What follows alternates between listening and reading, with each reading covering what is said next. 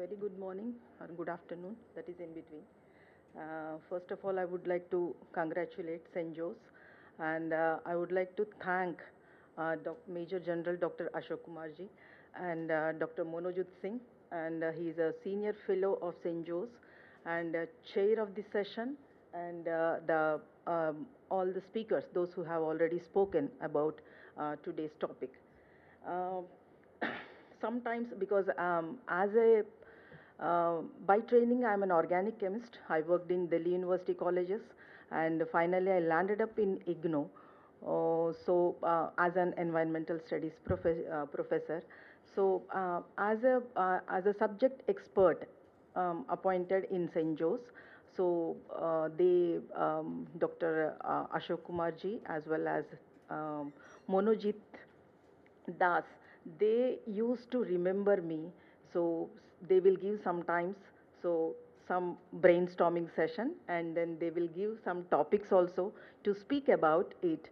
So this is also a challenge for me because besides the chemistry or because besides the environmental sciences, so I can also learn what is exactly the maritime resilience or the coastal resilience, and then what the people and all the authorities what they are working for.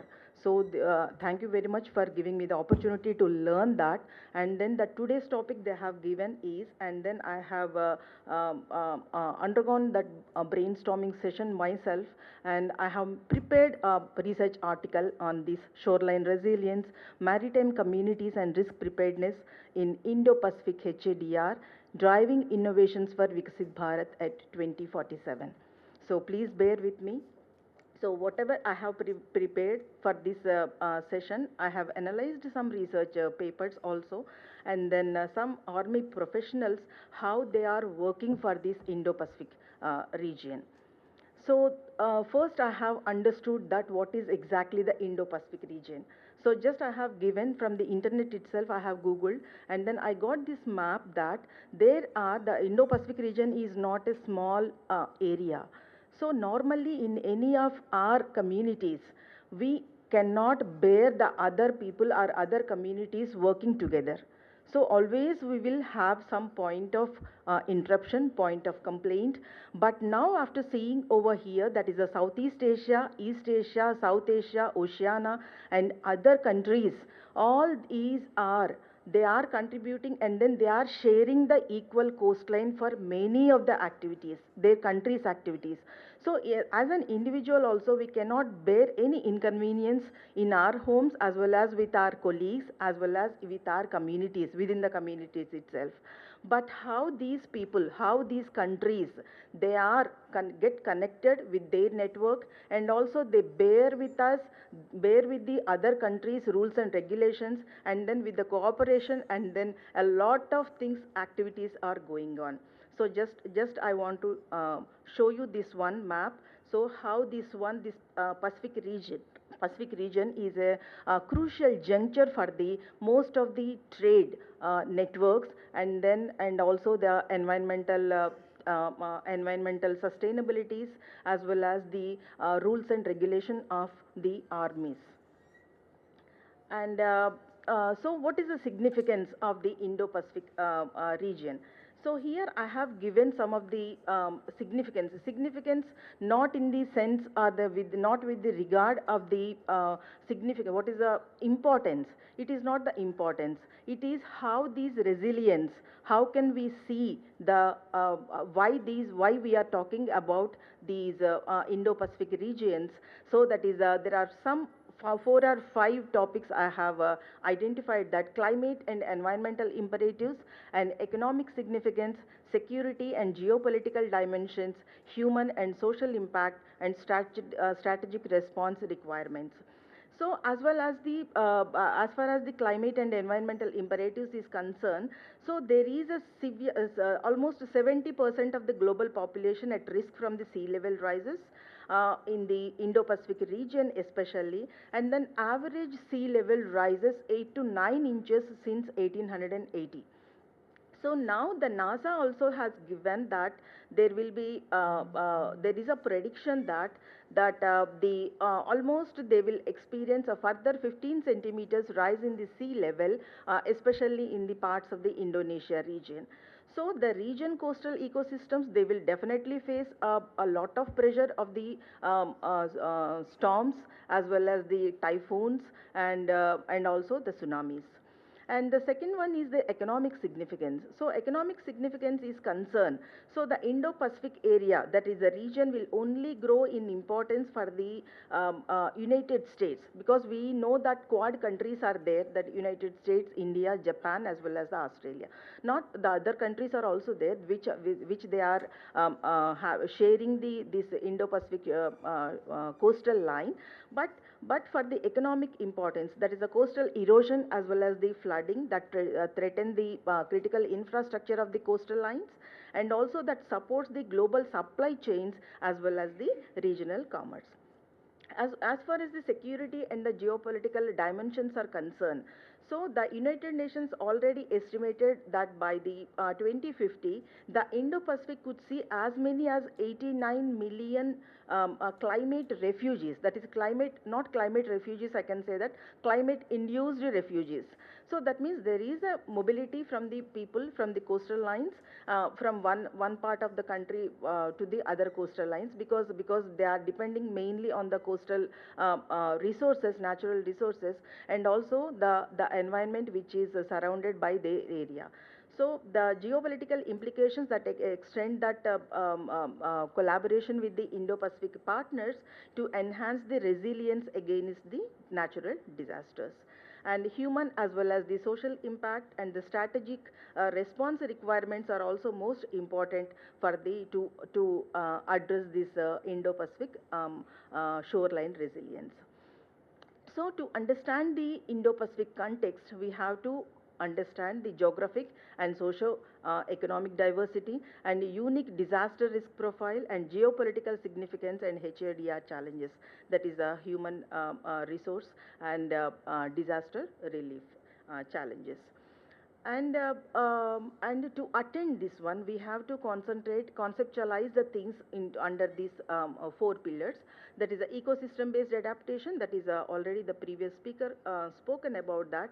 That means the sustainable resilience begins with the recognizing the nature. That is the parts which are associated with that, and mangrove forests that can reduce the wave energy by up to 70% by carbon dioxide sequestration, and also support the local fisheries. And the second one is also there, that is the infrastructure resilience and community, and one after the other, just I want to show you some of the pictures that is the mangroves. That is what we are talking about, that these are the natural defenses, we can say that, and not just the environmental assets, they are the critical infrastructure, and then they can regenerate themselves. So that means the adaptation to the change of the environment, adaptation to the challenges also, and provides the multiple co-benefits like carbon dioxide sequestration as well as the fisheries as well as the tourism revenue. So these are the three ecosystem based adaptations one has to make it mandatory, at least to have that shoreline resilience. And the second one is the infrastructure resilience. So infrastructure resilience, maybe it is an integrated of the hard as well as the soft solutions. And smart infrastructure means it is not concrete walls. We can say that these structures that can evolve with the changing conditions rather than the rigid concrete systems, and maybe an obsolete are the, we can say that counterproductive as sea levels rise and storm pattern shifts. So that's why these are some of the natural sand dunes and the sea walls and groins and revetment rock armor. So normally we will observe in the coastline, the coastline. And next one is the community preparedness and capacity building programs.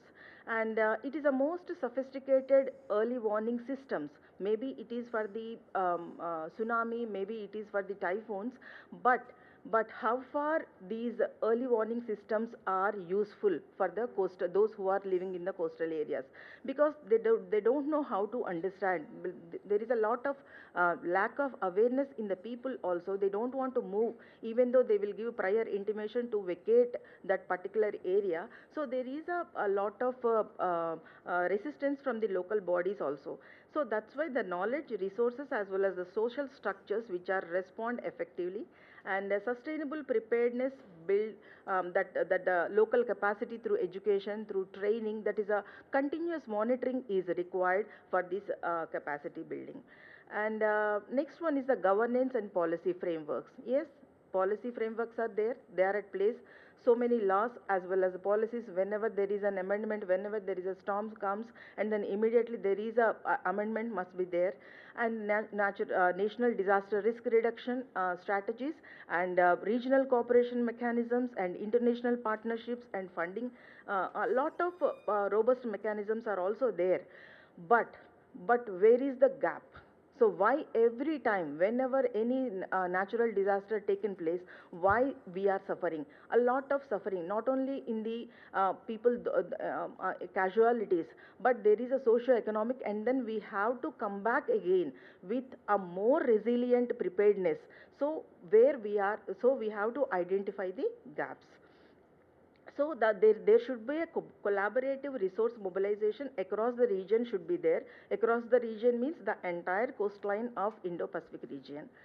And some of the case studies I want to say, share this one, and then maybe it is some of the success stories where we have come upon with the well established preparedness better than the previous one.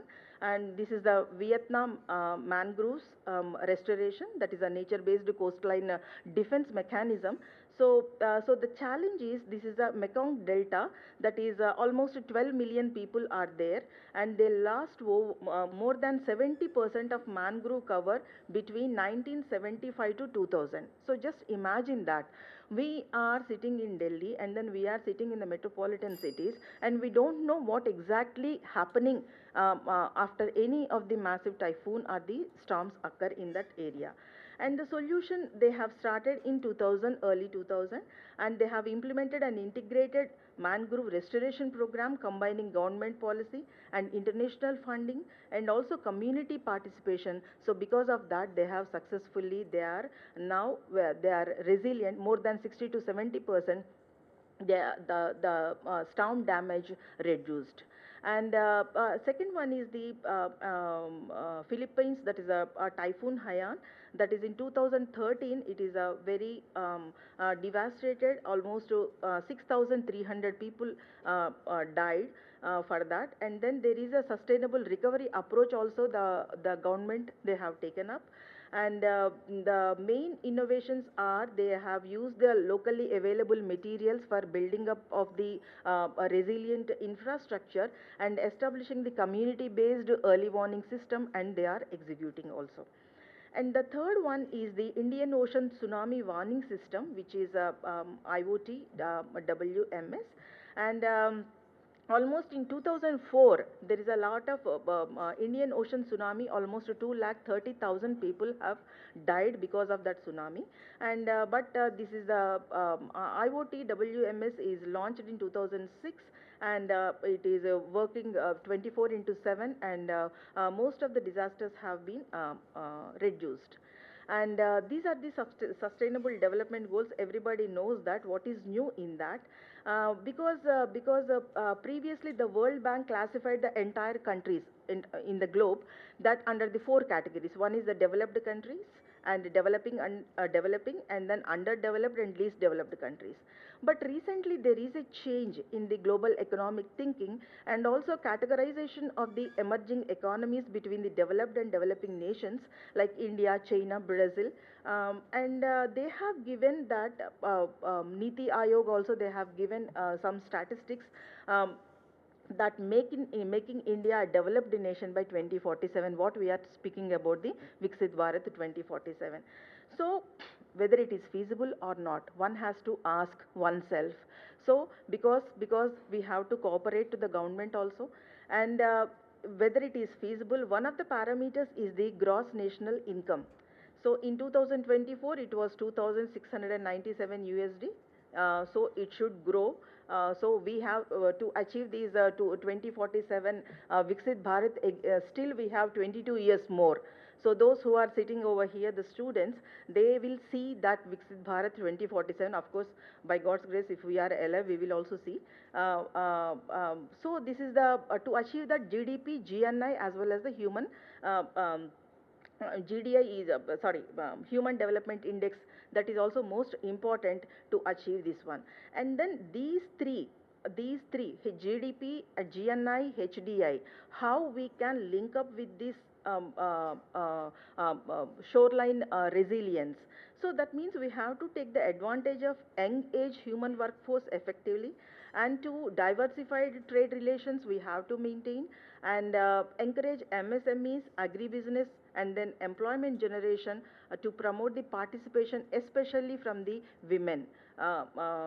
So because the women participation is drastically degraded 2%, we can say that, from the past 2 decades. Drastic changes is required because of the NEP is concerned. So there is a lot of liberty to the educational institutions, at least to start with a more collaborative approach, or more collaborative educational programs, which can incorporate this shoreline resilience also, most important. And if the authorities, and then they can come up with the institutions, those who already established institutions, with MOUs to make it a point, and definitely it will become a big success. So, and it is a always I will give the students to these a diagram, that is a knowledge, experience, and creativity. You must have seen umpteen times, you must have gone through this type of pictures to how this knowledge, experience, and creativity. So just I want to link up with these three areas of our cognitive knowledge, that is the scientific understanding of disaster patterns, climate data, and social vulnerability assessments, and evidence-based intervention research is highly required, and that provides the analytical backbone.